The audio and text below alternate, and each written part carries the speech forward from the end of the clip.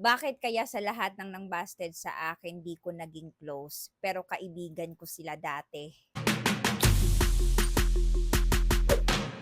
Alam mo, normal yan, lalong-lalo na sa part ng babae, dagdagan pa na kaibigan mo sila dati. Magkakaroon talaga yan ng awkwardness or gap sa pagitan yung dalawa. Hindi talaga yan maiiwasan dahil syempre aware na ang kaibigan mong babae na gusto mo siya.